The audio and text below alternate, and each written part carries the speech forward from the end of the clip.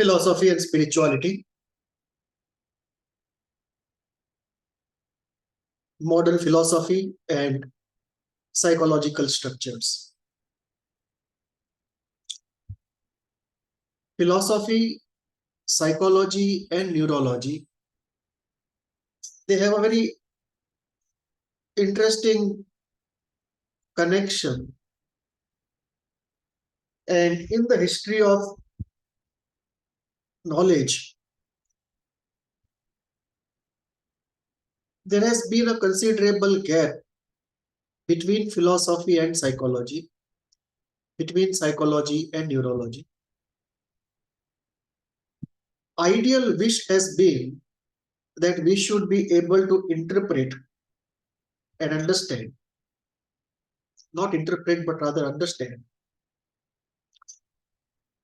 philosophical aspects, especially in the area of philosophy of mind and epistemology.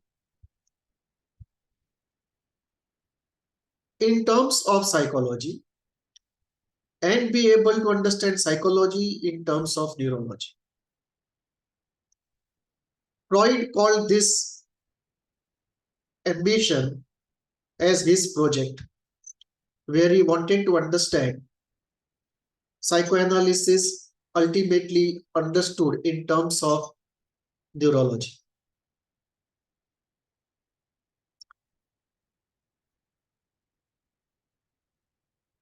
When the gap between these three is very large, it leads to a disjointed situation where we feel philosophy is not applied at all. Psychology is without a foundation, and neurology is not making progress at all. And this situation of disjointedness, this situation of lack of movement at three individual levels and lack of movement of reducing the gap between them, this dual problem of very slow forward movement of all the three individually and very slow movement in reducing the gap between any two of them, this situation is a very unsettling situation. It releases a perturbation and doesn't allow us to really experience peace in the context of these three areas. Our discussion today goes into one aspect of this triad, and that is the aspect of philosophy and psychology. We will not go into psychology and neurology, which is the other part of this triad. When we talk of philosophy,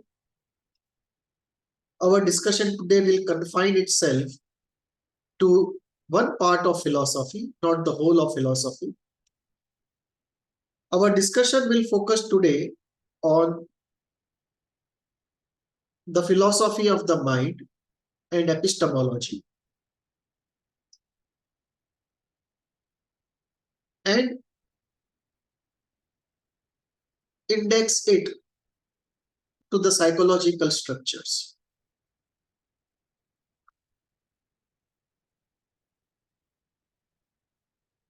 Further, we'll confine our discussion to philosophy of mind and epistemology as we find it only in modern philosophy, not take into account the entire history of philosophy.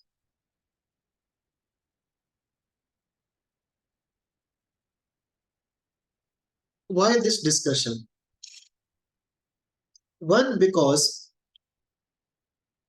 it is unsettling to have a wide gap between philosophy and psychology, just as it is equally unsettling to have a wide gap between psychology and neurology. In the history of knowledge, inevitably, given the nature of things, psychology follows philosophy and neurology follows psychology. Certain problems of philosophy however, can be better understood more widely, more deeply, and in some cases where we are reaching wrong conclusions or we are not able to reach conclusion, we can help ourselves by bringing in the concepts of psychological structures as we understand them. And when we combine concepts of modern philosophy and our understanding of psychological structures in the area of psychology, when we combine the two, we are able to understand much better both concepts put together rather than concepts put separately. Three situations come about in this context. Situation one, there is some concept in philosophy where intuitively we feel that something is wrong with this concept, but we are not able to articulate that intuition in terms of a convincing reason. And in such situations, at times, we can articulate very clearly and prove what intuitively seems to be wrong as rationally wrong, using the ideas which are present in the realm of psychological structures. That is situation one. What we intuitively know is wrong, but we are not able to prove it. We can prove it wrong. Whether the value of our argument, our evidence is accepted as valuable or not, that's a separate question altogether. So situation one is what intuitively seems to be disquieting, wrong, and unsettling. We can articulate why it is so and prove it wrong from our standpoint. Situation two, there is a contest between two ideas and we are not able to conclude which idea is better. And in some of those situations, if we bring in the ideas of psychological structures, we can resolve the contest in favor of one. Situation three, there is a concept which we intuitively feel is right, but we are not able to prove it so with arguments, and then that we can do using the concepts of psychological structures. So these three resolutions are possible if we get into this discussion of bringing in ideas from the realm of psychological structures into philosophy. And with such an enterprise, we can advance both the cause of philosophy and the cause of psychology.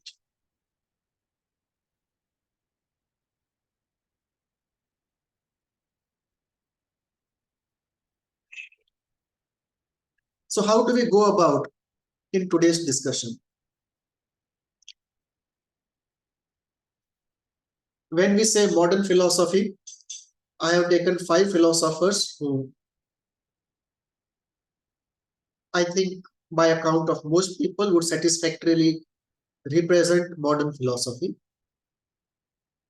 especially philosophy that has to do with philosophy of mind, philosophy of knowing, epistemology, and philosophy in general. So I have chosen 5 of them: Descartes, Nietzsche, Kant, Schopenhauer, and Hegel. So these 5 I have chosen from the realm of philosophy, modern philosophy to be particular. 3 players from the area of modern psychology. Let me say neurology is one area and two players from the area of modern psychology, Freud and Jung, both of whom have given a very distinct model of the mind. And we have three more players that are two of which are ancient, yoga psychology and tantra psychology, which are ancient, and Sri Aurobindo's psychology, or rather psychophilosophy, or rather psychophilosophical spiritual vision, that all put together constitutes the canvas of our discussion. And from this canvas, we will keep away neurology for today. So although it's an important player of the canvas, we'll keep it away for today. And we will try to follow this pattern. We will take up these five thinkers who represent modern philosophy, take up their controversial concepts, and use ideas related to psychological structures from Freud, Jung, yoga psychology, tantra psychology, and Sri Aurobindo's psychology to get our discussion going and to index each other, relate to each other rather. And so what we'll try is we'll take up concepts from these five representatives of modern philosophy, bring in ideas from Freud, Jung, yoga psychology, tantra psychology, Sri Aurobindo psychology, put it together and see how this exercise illuminates our understanding in the area of modern philosophy. When I talk of psychological structures, it can be understood in various ways. The word structures can mean a hard structure of model of the mind. It can mean soft structures which are more phenomenological in nature, enduring but phenomenological. So when we say hard structures, we refer to model of the mind of Freud, model of the mind given by Jung, model of the mind given by yoga psychology, model of the mind given by tantra psychology, model of the mind given by Sri Aurobindo. When we refer to soft structures, we can refer to phenomenologically given structures, which are structures which are used by Melanie Klein, by Kohut, by Winnicott, who don't so much go into the model of the mind of their own, rather they operate with soft structures which are phenomenological in nature as being at the core of psychopathology. The word structures also includes in our discussion not only hard structures and soft structures, but also states of mind and concepts which are found in the five schools that we are referring to.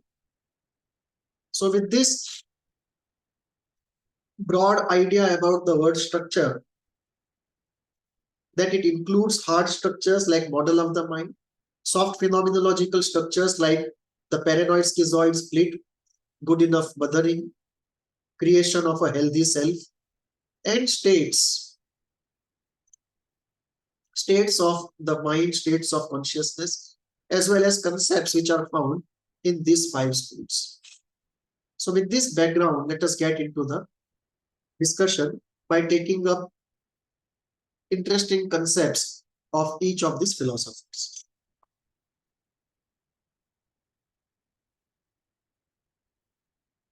Descartes and Kant, to take the title.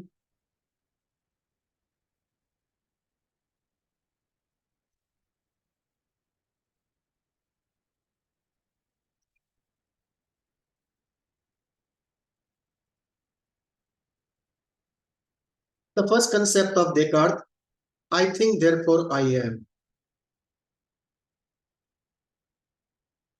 It releases a disquiet in the silence of our mind. Intuitively, we feel something is wrong here, but we are not able to articulate what it is.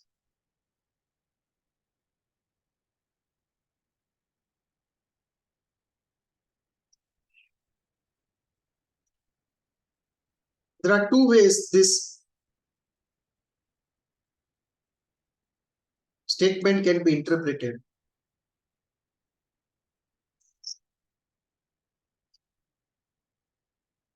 One is, I think, therefore I am, which means I precedes my thinking.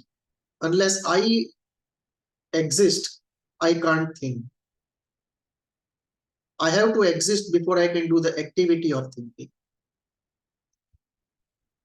And therefore, my thinking tells me that I do exist before I think. But this is not how the Western philosophy takes it. The idea it is taking it is understood by and large as this, that I is created in the process of thinking. And because I think, I exist. If I don't think, there is no way of knowing that I exist. This knowing of I existing also is an outcome of thought. And therefore, what I call I comes to my awareness only at the end of a thought. So I think, therefore I am. That I am result of I think. So there are two ways of looking at it. My existence, this I, is the result of I think. Or I just take up I think and I say, I exist and therefore I can think. My existence precedes my thinking. Traditionally, in the Western tradition, the way this statement is interpreted is this, that I know myself as I is a result of my thinking. So my thinking is primary and the experience of I is a consequence of that thinking. It's a consequence, not the cause. So I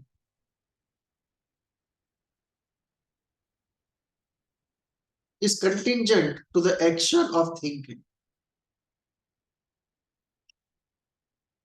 And this remains unconclusive in the Western tradition.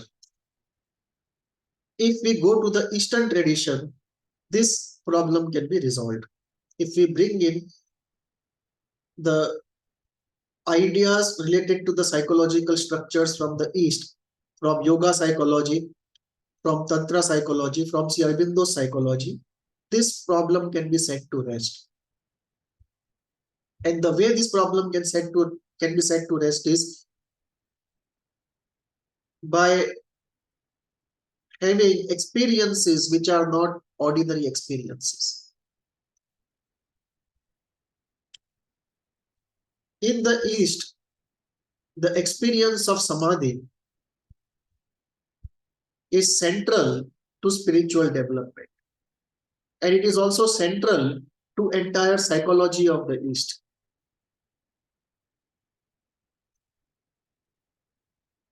The experience of samadhi is experience of a rare state. It is not an ordinary state which is experienced by everyone.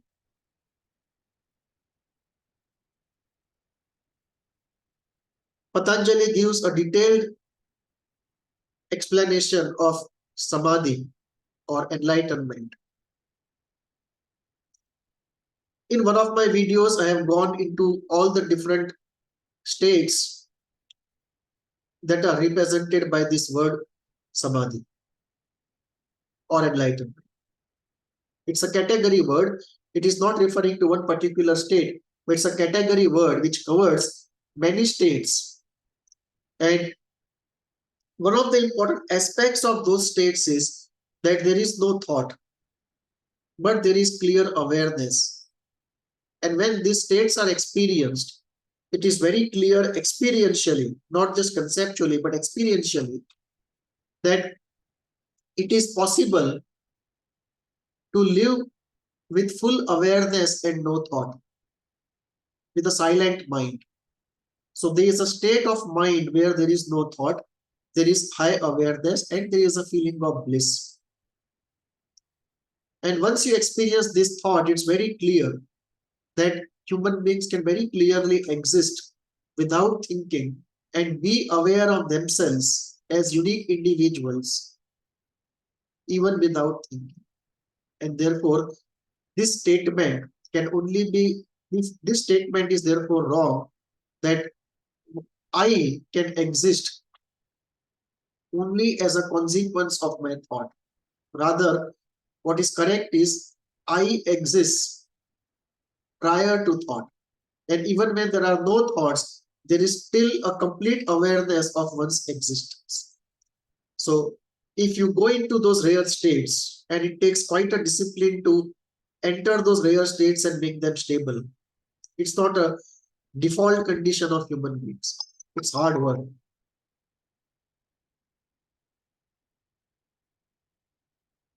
So if you experience those states, you come to this position, I don't think and yet I am. You also come to the position that all that constitutes me in terms of thoughts and feelings is no longer operative and effective and active in that state. So therefore, in a sense of psychological accumulation, one can also say that accumulation has become inactive. So I am not and yet I am. So that I, meaning psychological accumulation, is no longer active. And yet I am in full awareness, conscious of my existence and in bliss. In more rare states of enlightenment, there is an experience of being one with everything. There is an oceanic experience, to use Freud's words. But this oceanic experience is post-ego development. It is not pre-ego development, as Freud refers to it in the context of primary narcissism.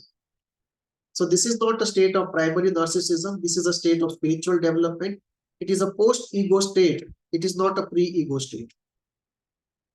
And when we look at the psychological structures and states of the East, we come to the point of very clearly finding this statement to be, Descartes' statement to be false. And you can structurally bring in the idea of the psychic, as Sri Aurobindo describes it, where in the experience of psychic, one can experience the psychic without having any thoughts, a pure experience of the psychic, a very sweet experience. Or one can experience in Sri Aurobindo's model itself again, state of no thought, even though the psychic is not active, but you can still experience a state of no thought. Or you can experience a state of samadhi, which is found in Sri Aurobindo's theory, or also in other theories of the East, yoga theory, tantra theory, and so on. The psychological structures involved here are quite different. I don't think and yet I am. This state of no thought, high awareness, and bliss can be understood when mind, as we know, is silenced and only the observer remains. Or one can experience the psychic in the center of the chest deep inside. Or one can experience the oceanic experience slightly above the head, where one feels united with everything and everyone. So these psychological structures, states, and experiences, once we bring in, we can resolve this problem, which in pure verbal reasoning terms is difficult to resolve. So without going out of the paradigm of the Western philosophy and psychology, without bringing in psychological structures, processes, and states from the East, this problem cannot be solved. But if we bring in those psychological structures, the problem states resolved.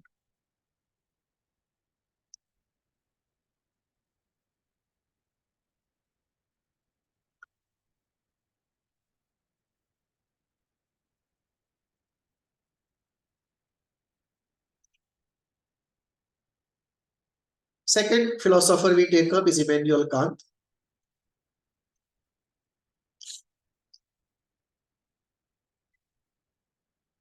One of the difficult to resolve and difficult to accept problems put up by Kant is the problem of knowing.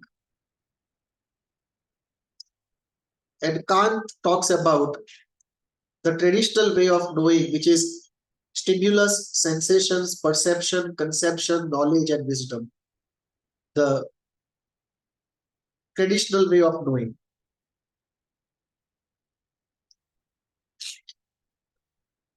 And if this is the only way of knowing, two things are inevitable, which are outcomes of Kant's thinking. One is thing in itself cannot be known. And second, there is always going to be a gulf between the individual subject and the object, which can be the subject, individual, and the world. And there is therefore an alienation. And the third problem, alienation out of disconnect. There is no connection between the subject and the object except a wireless connection of the sensual exchange. And therefore, there is a gulf between the subject and the object. And therefore, there is lack of rootedness and therefore the alienation. So there is a severe limitation of knowing. There is a cognitive limitation of knowing. There is an experiential limitation of alienation. And there is a deeply dissatisfying problem of lack of purpose. Because there is no way that the subject and the object can be connected to a higher purpose in Kant's theory. So there is a threefold crisis that comes out of Kant's theory. Epistemological crisis of limitation of knowledge possible, experiential crisis of alienation, an existential crisis of alienation, and crisis of purpose.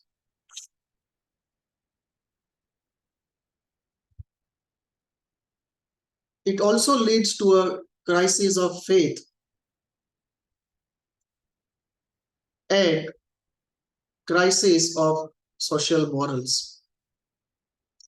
And all these five are difficult to resolve problems that are outcomes of Kant's work.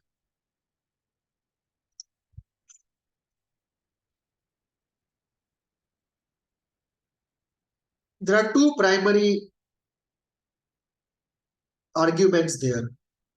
One is that the only knowing is Kantian knowing of that process, through that process of stimulus, sensation, perception, conception, knowledge, and wisdom. However, when we bring in psychological knowledge structures from the East, this stands contradicted, corrected, complemented.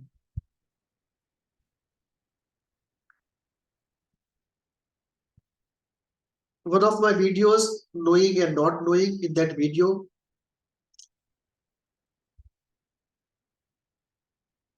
the Eastern ways of knowing are detailed out.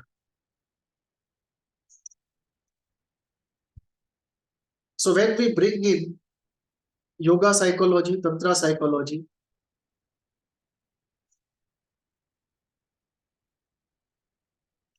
when we bring in Jung's ideas of archetypes, inherited knowledge, inherited impressions, when we bring in transpersonal psychology, especially of intergenerational transmission of traits from detailed animal studies, we realize that the Kantian knowing is not the only way of knowing. There are many other ways of knowing. There is a knowing by intuition. There is a knowing by identity. There is a knowing by grace. There is a knowing by transpersonal collective unconscious. There is a knowing by parapsychological roots. There is a knowing by dawning of spiritual knowledge when development has occurred adequately. So the Kantian knowing is not the only way of knowing. And when we bring in Sri Aurobindo's concept of evolution and the Vedic concept of there being only one reality which has become both the subject and the object, and both are at the service of that reality,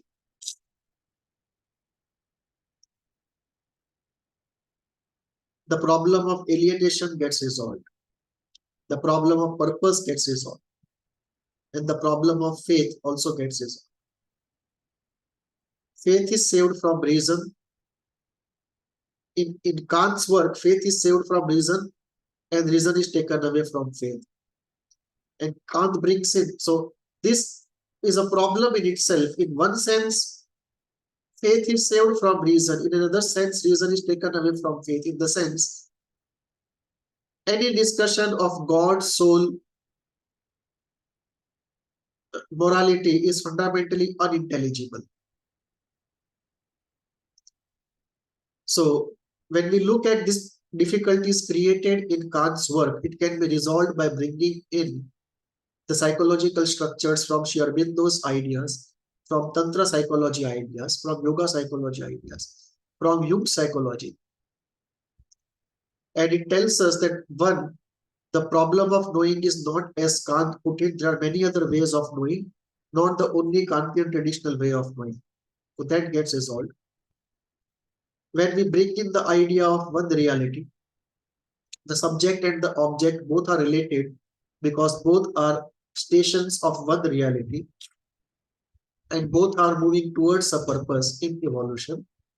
That gets resolved because otherwise the difficulty with the Kantian position is what is then the purpose of the whole universe?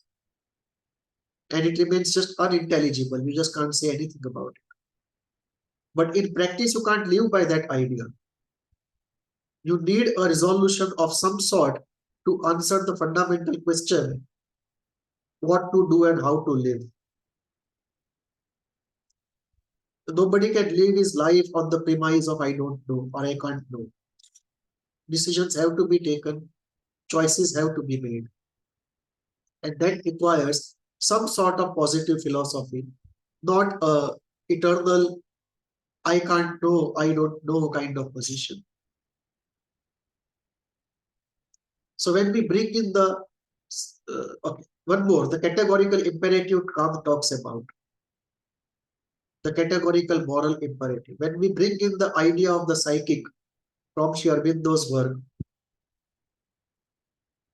or in some other ancient schools of Hindu psychology, it is called the Jivatma. That is the structural base for the categorical imperative. The question that Kant puts up, that despite seeing all that we see every day, how does this sense of morality survive? It cannot survive unless there is a structural foundation to it. And the structural foundation to it is the psychic. The psychic concept is there in ancient Hindu schools as Jivatma, or in Sri Aurobindo's work, it is the psychic. That structural center of reincarnation, which is deep inside the center of the chest, can be experienced very clearly if you do adequate work on that direction. So by bringing in ideas from the other half of the canvas, we can resolve much better, or advance, if not resolve, advance much better the problem of knowing, problem of alienation, problem of purpose, the problem of faith, the problem of morality, the categorical.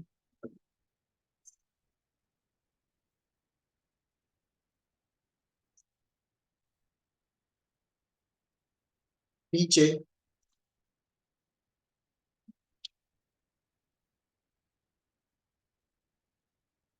first two ideas, God is dead and man is free. Nietzsche understood first, before anybody else, how profound the crisis of morality would the end of the Christian era release into civilization.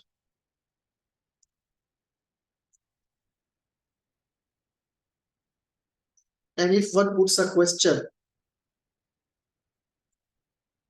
how has it come to be? Is it just something incidental in the flow of things that the era came in the history of humanity, where in the Western world, Nietzsche had to say God is dead and man is free?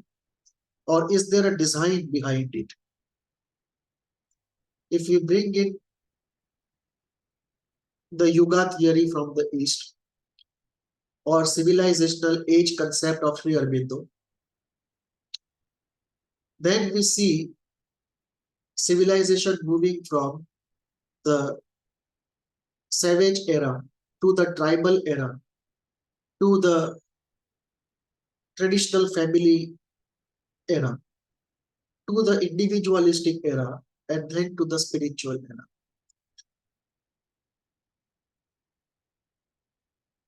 So what Nietzsche was referring to from that standpoint unknowingly was the end of the traditional era and beginning of the individualistic era. We are at a point today where in one way, with the closure of modernity, we are realizing the limitations of the individual era, and some part of human society is getting ready for the spiritual era. And therefore, the concept of civilizational age that provides us with some anchoring gestalt in which to think. Otherwise, Nietzsche's position leaves us into a freedom which few of us are ready for. It's a disorienting, unsettling, disintegrating freedom. Freedom far beyond our capability to manage it.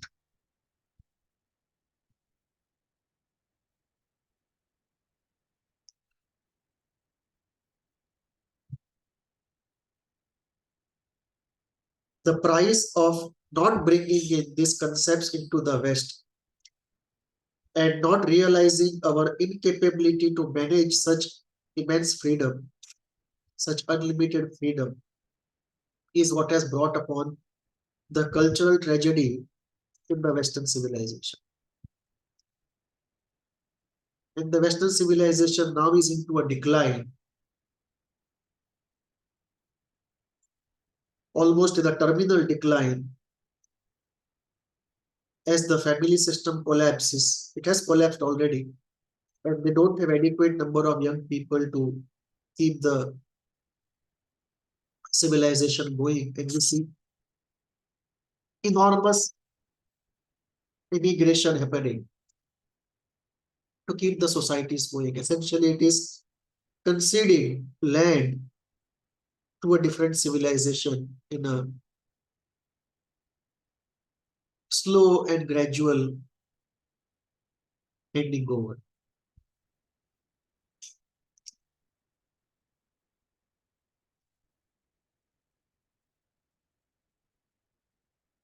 The concept of civilizational age also leads us to the idea of open structuralism.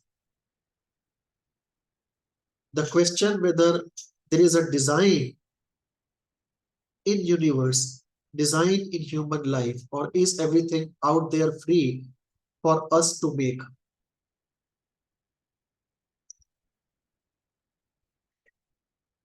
There are two extreme views. One is the deterministic view that everything is predetermined. There is no room for free will. And the other extreme is what Nietzsche said, or what existentialists say, that we are free. There is no overarching narrative, no overarching structure, no overarching design at work, no overarching power influencing events on Earth.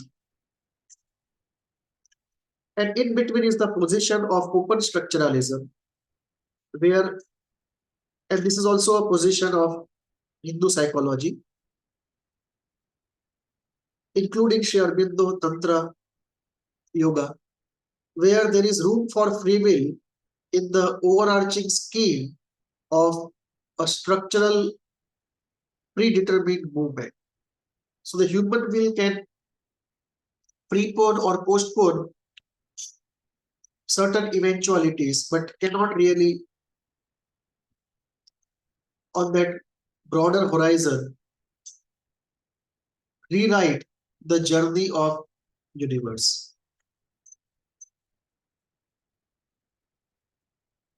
So this brings in that idea of open structuralism, which synthesizes both the free will and design of human civilization.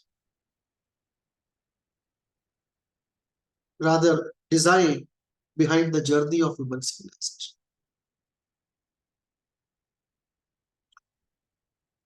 Nietzsche's concept of will to power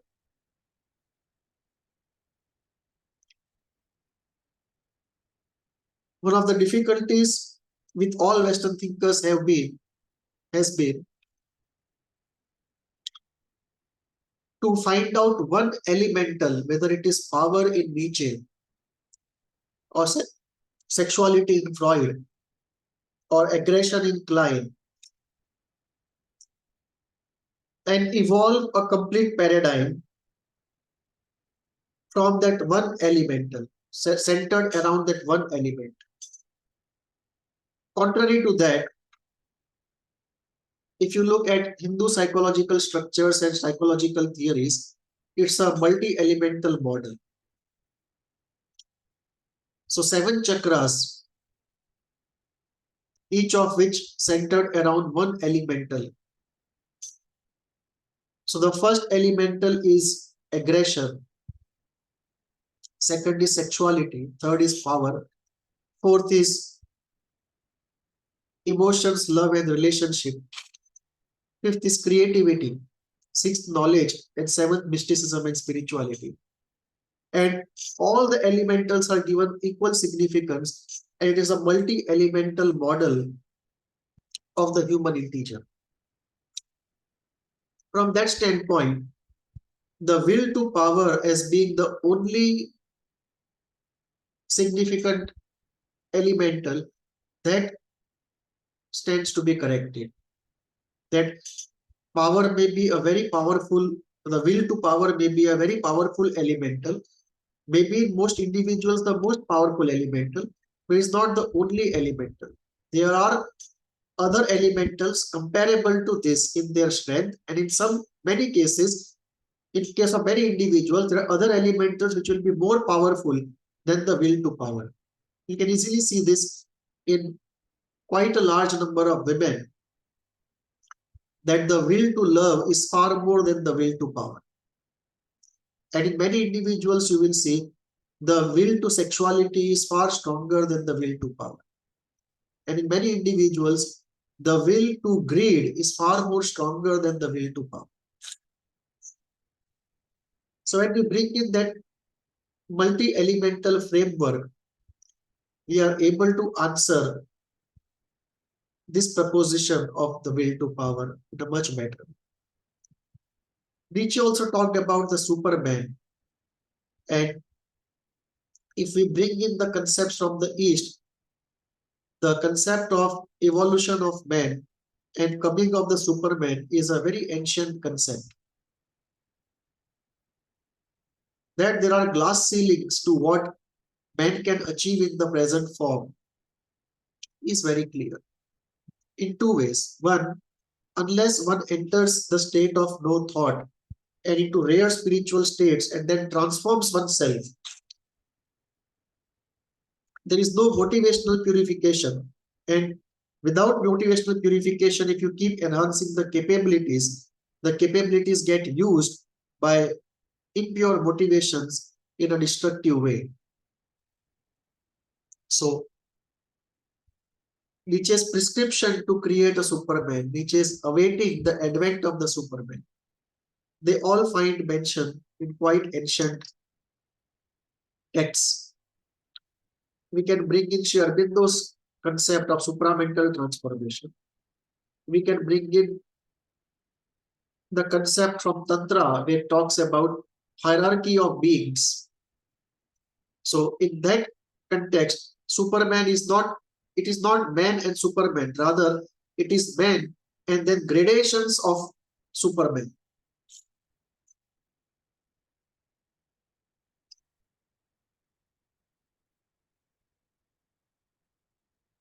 Coming to Schopenhauer's concepts, Schopenhauer brought in this idea that Kant's knowing is not the only way of knowing. We know the inner world in quite a different way. For the external world, yes, what Kant said is true. But in the internal world, according to Schopenhauer, the knowing is of a quite different type. There are two ways of reflecting upon this. One is to say that if we look at the traditional Kantian knowing, the sensation part is out. There is stimulus rather than outside, the stimulus is from inside. But after the stimulus, there's directly the perception, because the senses don't have to go anywhere. And therefore, there is in some way, there is a direct perception and there is a jump over the stage of sensation. There is stimulus and directly perception. It's one way of looking at it. That maybe the internal knowing happens in this way.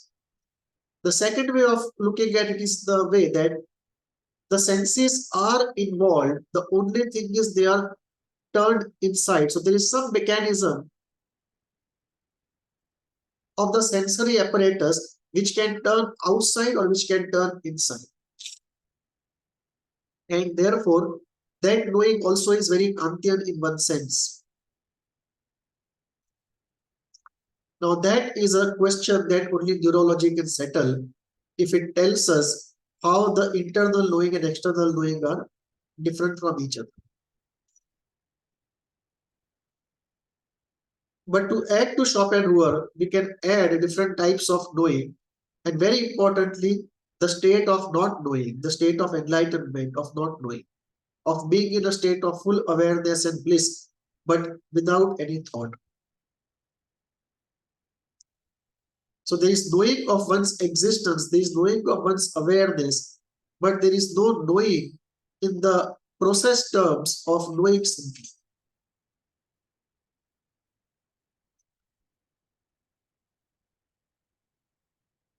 Schopenhauer also tried to bridge this gulf between the subject and the object by saying that there is a will behind everything.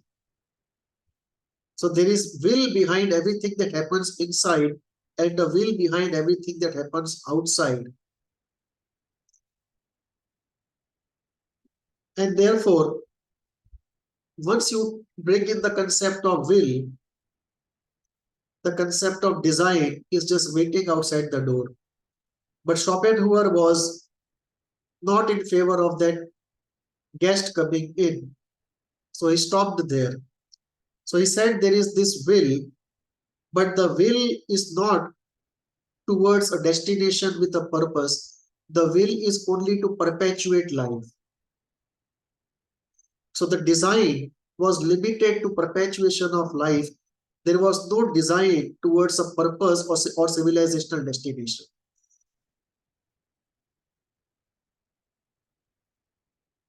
When we bring in ideas from the East, the will is clearly explained, not explained in one way, let me not say clearly, but explained in one way, that there is one source that has become everything. So there is this source that becomes the ground, a part of the source becomes the ground, and the ground then becomes everything. So there is a question of holding everything as the ground. There is a question of being immanent in everything. There is a question of evolving through everything, and there is a question of being unknowable in one's absolute sense. So the reality then takes that position. That part of the reality is unknowable, part of it has become the ground, part of it has become immanent, and part of it is evolving. And in the process of evolution, it takes the station of being an individual, individualizes. So it is one source becoming all, will that Schopenhauer refers to being a part of that one becoming all.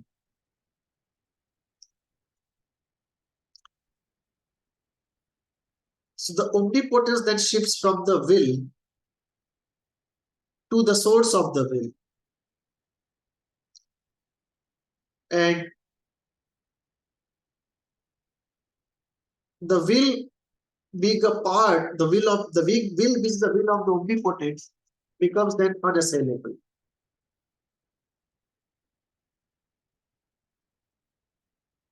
And when we get into open structuralism, there is will at work and there is also free will. So there is free will versus the will.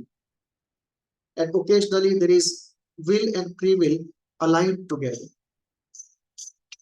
But open structuralism gives space for both the will and the free will.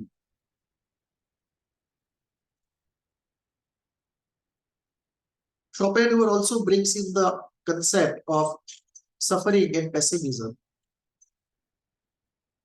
And the pessimism essentially is based upon suffering and Schopenhauer seeing no end or no way out of the suffering.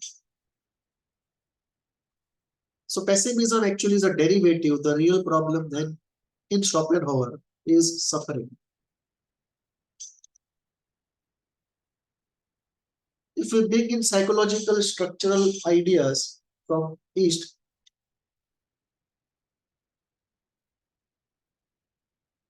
the ideas then are that yes, there is suffering. The way out is to work on one's desires and be free from them. In another way, it is to work on one's motivational centers, the chakras, and clean the motivational aspect of oneself. Another idea is that deep inside, there is celebration and bliss, which we are not able to access. And therefore, on the whole, unknown to us, there is more pleasure than pain.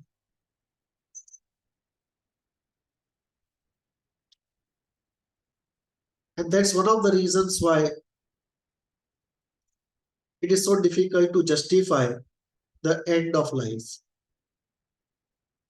Not only because we have hope that someday pleasure will come, but because in a secret way, we know it is a loss-making proposition.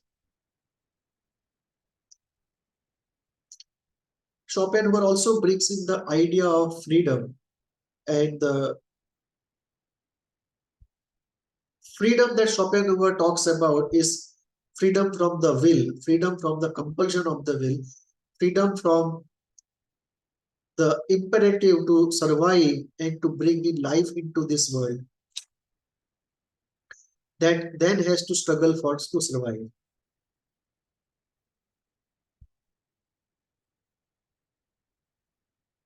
So Schopenhauer's freedom is the freedom of non-existence.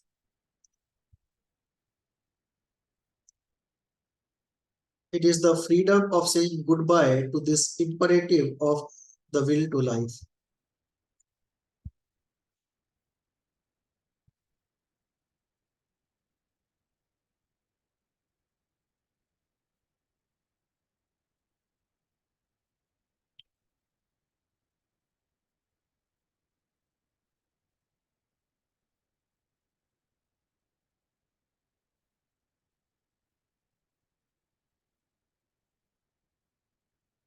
We bring in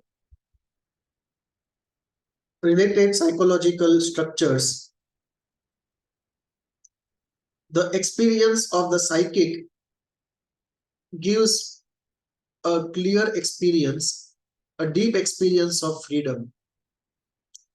The experience of samadhi gives a clear experience of freedom. The experience of state of no thought brings in the experience of freedom.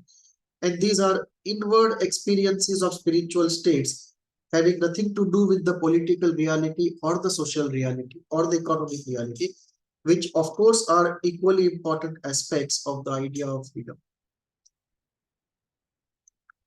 So the idea of freedom is much better understood not only as Schopenhauer's idea of freedom, which is freedom from suffering primarily, but also when we bring in ideas from Marx, from Hegel, from Sri Aurobindo,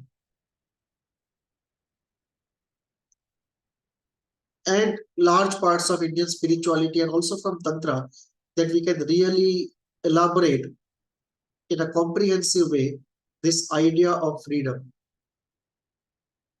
Not in a poetic sense, but in a real experiential sense of to what degree a man can be free and what is the experience of that freedom.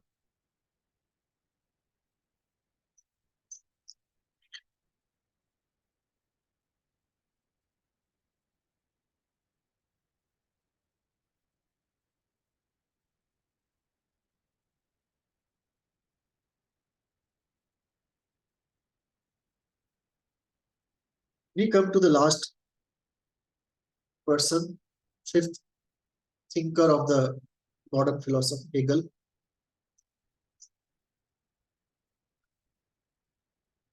Hegel resolves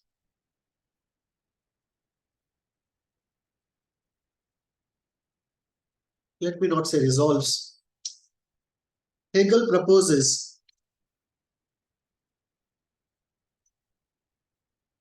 to overcome Kant's idea of alienation, which is a very difficult outcome of Kant's theory, almost a problem without solutions kind of thing, by proposing a unity where the subject and the object both are expressions of the absolute. And he also brings in the element of purpose into human civilization, the element of design into human civilization, the element of destination to the human civilization, by bringing in the concept of the history being unfolding of the spirit, moving towards a destination of the spirit as the spirit wants it. And it is the absolute which has become both the subject and the object, and now is moving history in a particular direction towards a destination. And Hegel then talks about pure being, non-being, and becoming as being one of the fundamental applications of his idea of thesis, antithesis, and synthesis. Although, as though the law of thesis, antithesis, and synthesis almost precedes the first event of being, non-being, and becoming. It's a law that precedes the phenomena which is going to occur based on that law. Hegel does not conceptualize of existence being primary to this law. So he does not talk about the pure being being more primary than the law of thesis, antithesis, and synthesis. It is not that this law flows out of the pure being, which seems more logical in a way, that existence has to precede everything else, including all laws coming into existence. So the pure existence has to be the pure ground. And therefore, above and beyond the laws which are flowing out of it.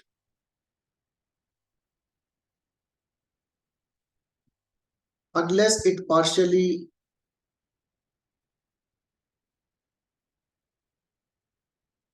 agrees, consents to abide by what has flowed out of it.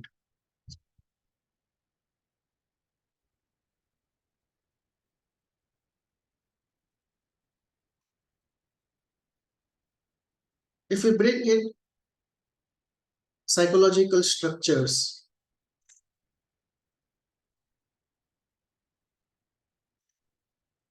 we would have to do here a connection of the micro to the macro. How does a model of the mind connect to the journey of the civilization? And this is a very complicated question of going from micro to the macro, because the unfolding of the spirit is not a homogeneous linear unfolding. It unfolds in different colors and flavors according to what he calls the spirit of the age. So there is no one spirit of the age across the civilization, history of civilization. There are colors and flavors of spirit of the age which keeps changing from age to age.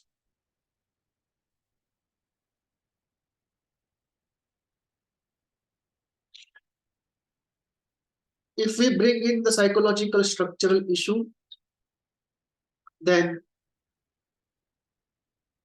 the unity that Hegel is talking about of the subject and the object is realized in the state of samadhi. The freedom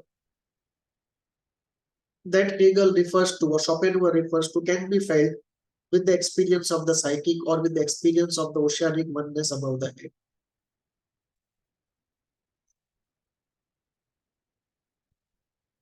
The unfolding of the spirit that Hegel refers to is referred to in terms of the yugas and in terms of the Yuga Chetana. The concept of pure being Hegel refers to can experientially be experienced not only as the being which is the ground of everything, but as pure being as is experienced in a small way in oneself. There is a rare state of enlightenment where there is no becoming at the area, at the level of thought. Of course, there is becoming in the body.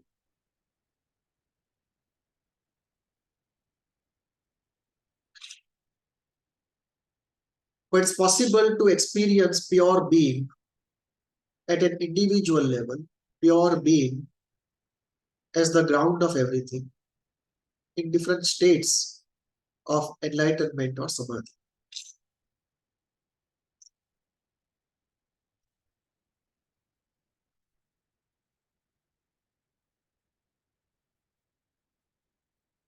The thesis and the antithesis and synthesis, of course, is a very good principle and fundamental to much of our thought. However, when we refer to pure intuition, as is mentioned, or pure knowledge by identity, often we don't see this laborious process at work. So there is a form of knowing, there is a form of psychological working, which does not necessarily proceed by this principle. So it's a principle of 75. 75% of people, 75% of time do abide by this principle. Or you can also say 95%, the principle of 95. 95% of people, 95% of time do abide by this principle. Hegel is also known as the philosopher of the status quo, the philosopher of the state, the king, and the church.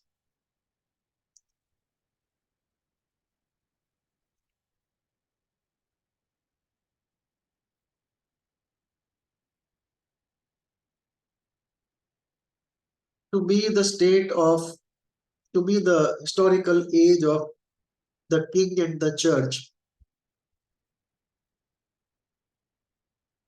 seems like a dark age. So even if it was unfolding of the spirit, the unfolding was into darkness.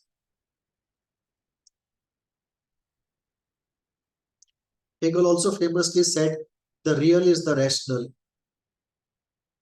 And Marx said, the question is, the point is how to change it, and therefore the revolution.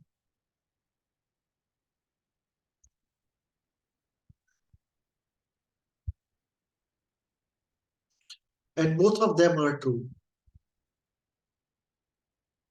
That there is definitely substance in the fact that the real as it has come to be is because given the underlying state of forces and people, this was the best possible that could come to be.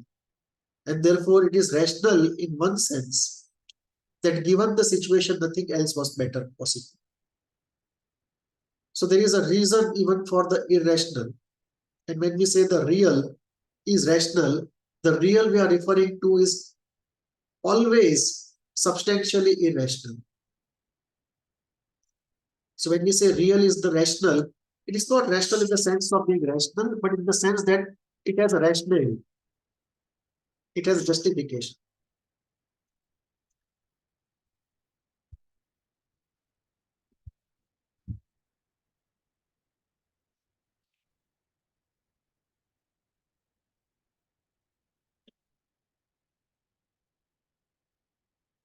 The idea of revolution, both outward and inward, accelerates the design if we bring in the concepts from the East.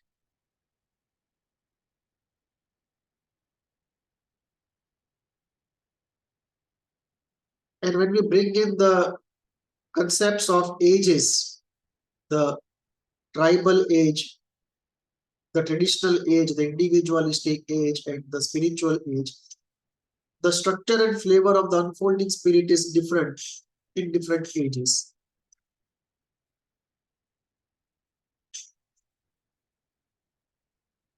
In fact, it also reflects in a large way the way psychopathology is seen. Who brought it up first when he said the type of patients Freud used to see and the type of patients I see are very different. So he used to use the two category ideas, category terms.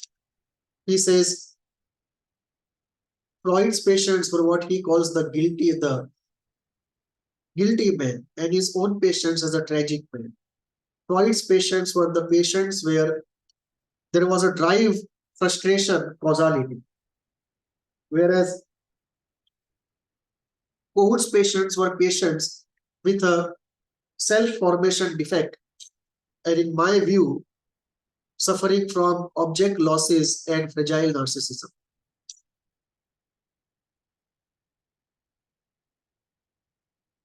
When we bring in the concept of cultural ages,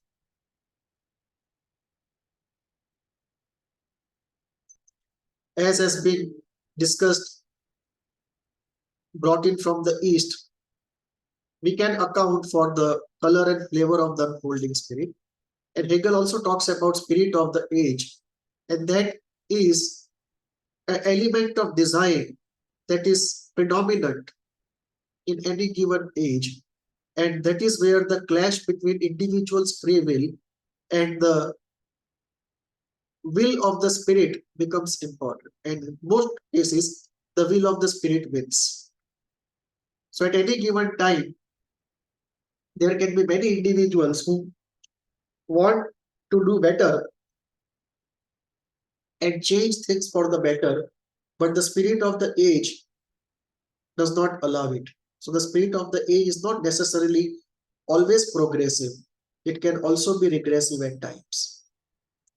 There is a larger design that can appear regressive to us. And maybe in an absolute sense also it is regressive. So the spirit is not essentially monochromatically progressive and good. It has aspects of both the good and the bad, good more than the bad. So we see how we can develop concepts, we can articulate something that we feel is wrong, but we could not articulate something to be right, what we could not before articulate, resolve a contest between two contesting ideas, and expand our horizons in the area of psychophilosophy by bringing in psychological structures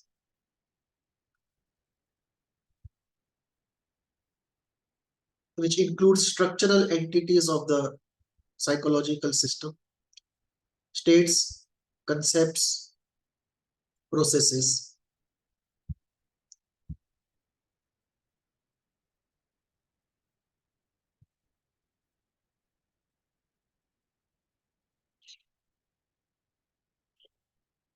Do write to me if you have questions. I'm sure this is an area that will excite many questions. Thank you.